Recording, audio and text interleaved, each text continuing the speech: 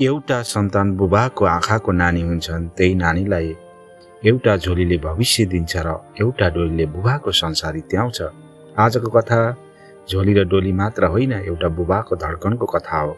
नमस्कार तथा हार्दिक स्वागत छ कल्पनाको कथा घरमा। एक सन्तान बुबाको आँखाको नानी हुन्छन्। उसको हाँसोमा बुबाले आफ्नै जीवन देख्छन्, उसको आँसुमा आफ्नै पीडा महसुस गर्छन्। एउटा झोली जहाँ बुबाले छोरीको भविष्य भरे, एउटा डोली जहाँ बुबाले आफ्नो संसार विदाई गरे।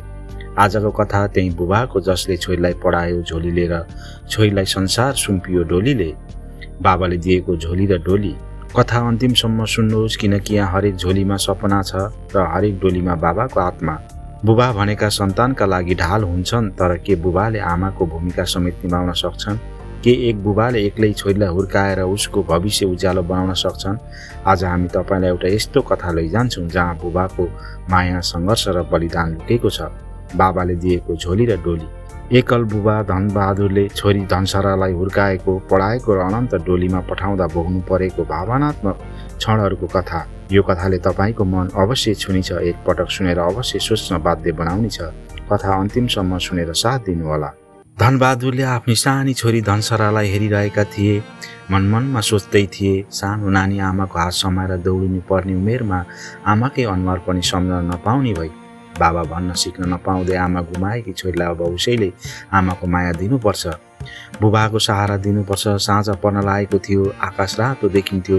घरको कुनामा बसेर धनसरा खेल्दै थिए। उसको हातमा एक टुक्रा कागज थियो जहाँ आमा शब्द कोरिएको थियो। धनबहादुर चुपचाप मुस्कुरायो, तर त्यो हाँसोभित्र गहिरो पीडा थियो। मेरो छोरीलाई म जति नै माया गरौँ, उनलाई आमाको साथ कहिले दिन सक्दिनँ। त्यही बेला धनबहादुरको आँखा पुरानो झुन्डाइरहेको झोलीमा पुग्यो। झोली हातमा लिँदै टाढासम्म हेरे।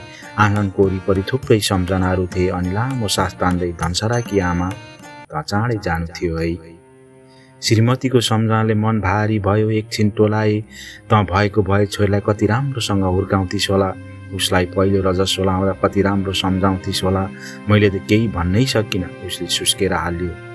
छोरी सानै छँदा तँलाई गुमाएँ, म आफै अल्मलिएको थिएँ। आँसु पेर हाँस्न सिक्नु पर्यो, तर तँलाई के भन्नु, म एक्लै भएँ पनि छोरीलाई केही कमी हुन दिइनँ त हेर।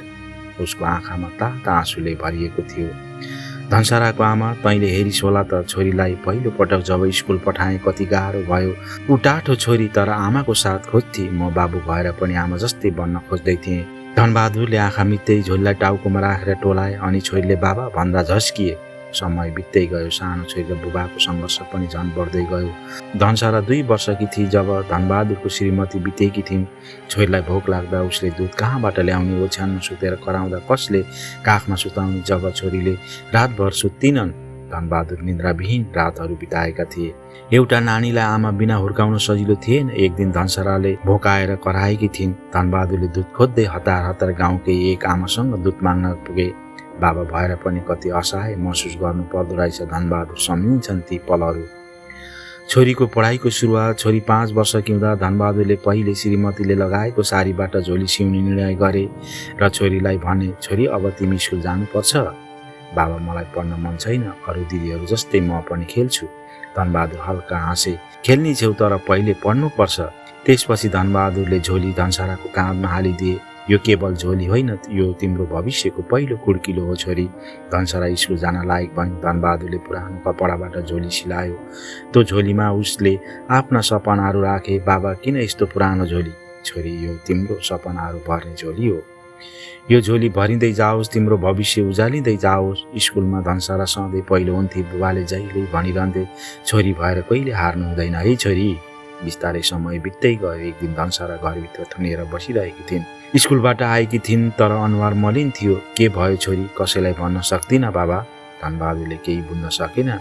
पछि छिमेकी दिदी आएर भनिन्, धनसरालाई पहिलो रजस्वला भएको छ र छोरीलाई सम्झायो। धनबहादुरको मन कता कता दुख्यो। छोरीले मलाई भन्न सकिनँ, किनकि म बाबा हुँ, आमा होइन। धनबहादुर त्यही दिन आफूले एक्लो महसुस गर्यो। एउटी छोरीलाई आमाको साथ चाहिन्छ। म उसलाई आमा बन्न सके कि सकिनँ? अनि एक्लै धनबहादुरले त्यो साँझ आँगनको डिलमा बसेर आकाशतिर हेरिरहेका थिए। ताराहरू झिलमिल थिए, तर उसको मनमा एउटा खालीपन थियो। आज उसलाई धेरै दिनपछि आफ्नै बितेकी श्रीमतीको झलझल्को आयो। ऊ मनमा नै बोल्यो, हे मेरी जीवन सङ्गिनी, तिमीलाई याद छ जब धनसारालाई पहिलो पटक अँगालो हल्यौ अनि फुसफुसाएर भन्यो, यो मेरो नानी, यो मेरो सपनाको परी, तिमी गयौ तर तिम्रो त्यो स्पर्श म आजसम्म भुल्न सक्दिनँ। म त केवल एक बुबा हुँ, तर तिमी भइदिएको भए धनसाराले आज सजिलै आफ्ना कुरा पोख्न सक्थे होला। आज धनसारा ढोकाको छेउमा उभिएर अल्मलिकी देखेँ। उसको आँखाभित्र केही भन्न खोजेको थियो, तर ओठले साथ दिइरहेका थिएन। म आफैले सोध्न आँट गरेँ, के भयो छोरी? उनले नजर झुकाई केही समय मौन रहेर भनी, बाबा, मलाई अलिअलि डर लागिरहेको छ। त्यो शब्द सुन्न साथ मन काप्यो। सानैदेखि कसैले पनि धनसारालाई कमजोर हुन सिकाएनन्, तर आज ऊ असहज महसुस गर्दै थिए। म सम्झिएँ यो समयमा आमा चाहिन्छ, जो छोरीको हात समातेर सम्झाउँथिन्। म त केवल बुबा जसले उसको दुःख, डर अनि शङ्का बुझ्नु पर्ने थियो। मैले साहस बटुलेर उसको निधारमा हात राखेँ। धनसारा, तिमी ठुली भएको छौ। यो तिमी भित्र आएको परिवर्तन हो जसले तिमीलाई अझ सशक्त बनाउँछ। आमा भइदिएको भए तिमीलाई यसबारे सजिलै भनिदिन्थिन् होला, तर छोरी, बुबासँग किन लजाउनु? तिमी मेरो भाग हौ, तिम्रो सानो दुःख पनि मेरो हो।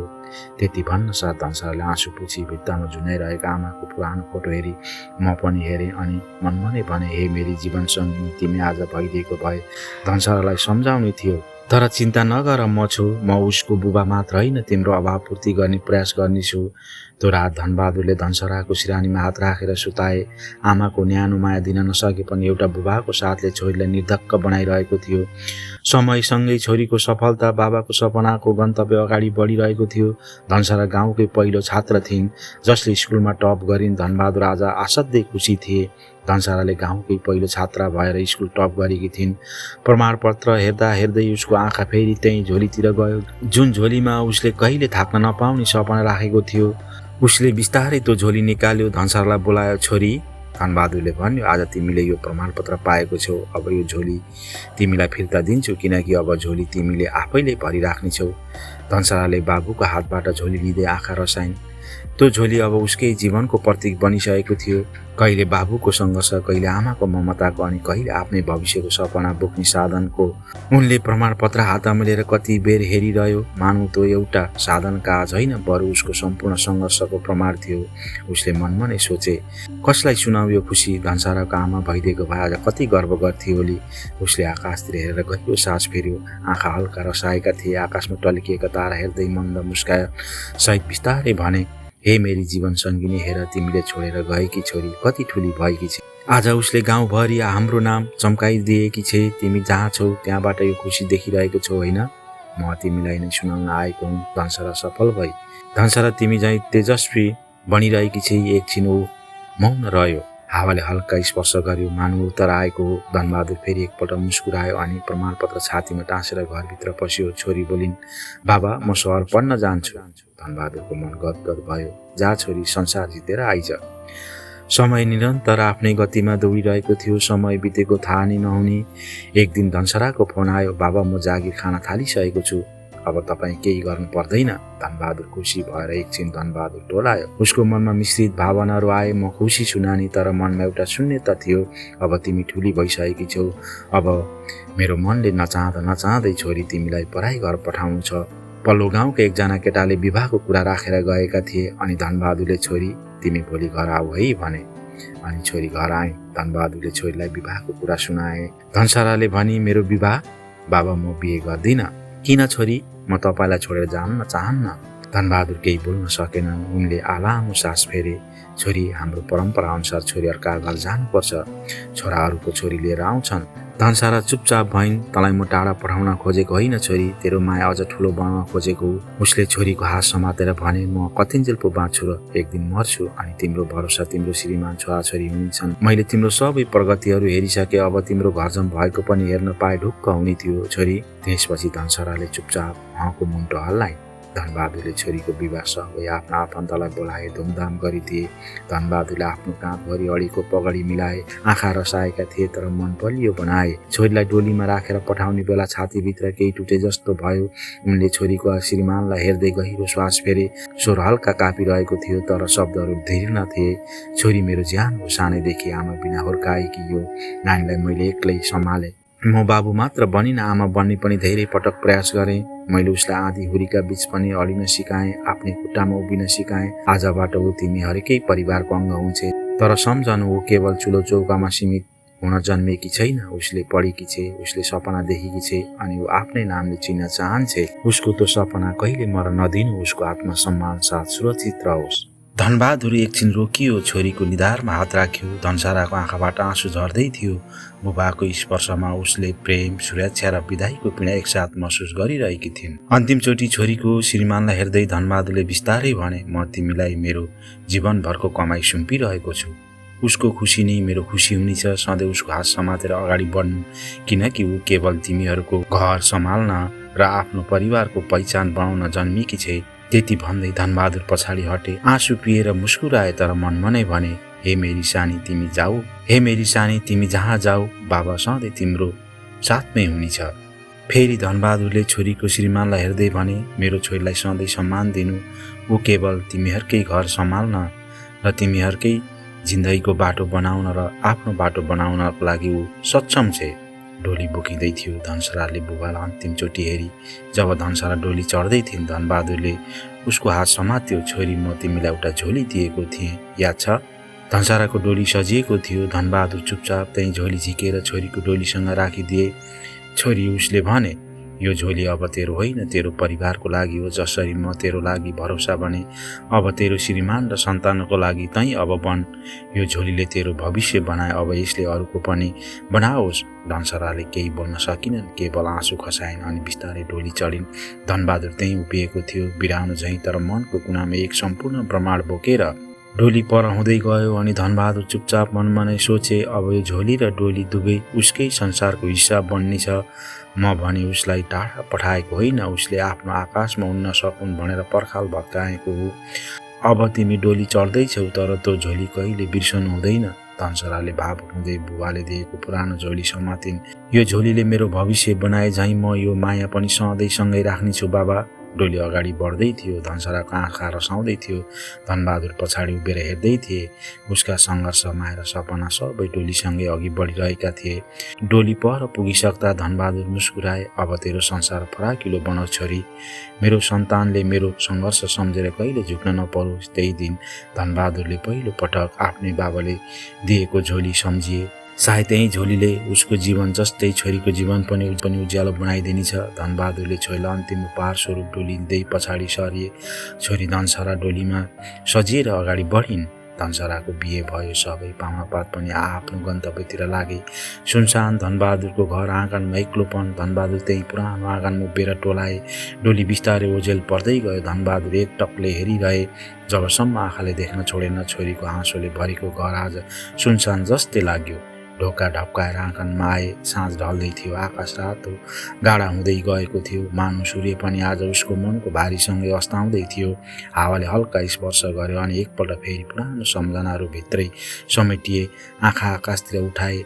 त्यही चन्द्रमा थियो, जसको उज्यालोमा पहिले श्रीमतीसँग बसेर छोरीको भविष्यका कुरा गर्थ्यौँ। भित्तामा टाँसिएको पुरानो तस्बिरतिर हेर्दै बिस्तारै भने, हेर न, तेरो छोरीलाई कति राम्रो बनाए। आमाको अभाव त उसले सधैँ महसुस गरी, तर मैले बाबु मात्रै होइन, आमा भएर पनि माया गरेँ। उसलाई कुनै कुराको कमी हुन दिइनँ। आज ऊ अरूको घर दीप बनेर गएकी छे, तर मेरो घरको उज्यालो भने तिनै डोलीसँगै गइसक्यो। उसले निधारमा हात राख्यो। एक गहिरो सास फेर्यो।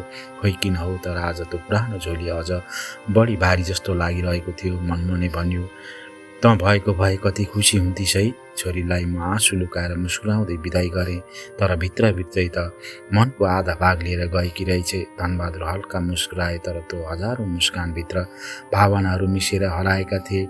उनले फेरि बितेका श्रीमतीलाई सम्झे। हेर न, तेरो छोरीलाई कति राम्रो बनाए। अब अर्काको घरको दीप बनेर गएकी छ। साँझ ढल्दै थियो। आकाश रातो हुँदै थियो। धनबहादुर मुस्कुरायो। मेरो बाबाले दिएको झोली मेरो छोरीको भविष्य बनायो। अब ऊ आफ्नो सन्तानलाई कहाँसम्म पुर्याउँछ हेर्न बाँकी छ। उनले लामो सास फेरे। अब म एक्लै छु, तर गर्व छ। मेरो छोरी हाँसेर गएकी छी, म आज रोएर पनि हाँस्छु। कथा सकिएको छैन, किनकि बाबाको माया कहिल्यै समाप्त हुँदैन। छोरीलाई जन्म दिनु मात्रै ठुलो कुरा होइन, उनलाई सक्षम बनाउनु नै असली अभिभावक त हो।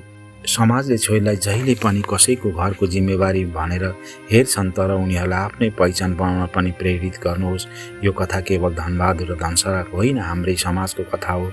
हाम्रा कयौं छोरीहरू अझै पनि शिक्षा, आत्मनिर्भरता र आफ्नो निर्णय लिने स्वतन्त्रबाट वञ्चित छन्। छोरीलाई माया दिनु मात्र होइन, उनीहरूको हरेक सपना साकार पार्न साथ दिनुपर्छ।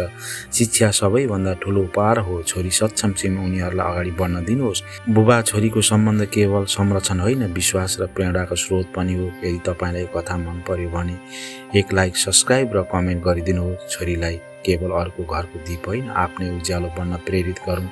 तपाईँको सानो सहयोगले कुनै छोरीको भविष्य उज्यालो बनाउन सक्छ। यदि तपाईँलाई विश्वास छ छोरीलाई केवल अरूको घरको जिम्मेवारी होइन, समाजको शक्ति हुन्, तब यो कथा केवल सुन्ने होइन, जिउने प्रयास गरौँ। फेरि भेटौँला अर्को कथामा, नयाँ पात्र, नयाँ सङ्घर्ष तर समाज बदल्ने उही प्रेरणासहित। च्यानललाई सब्सक्राइब गर्न नबिर्सिनुहोस्, किनकि हरेक कथाले तपाईँलाई केही न केही नयाँ दिन्छ।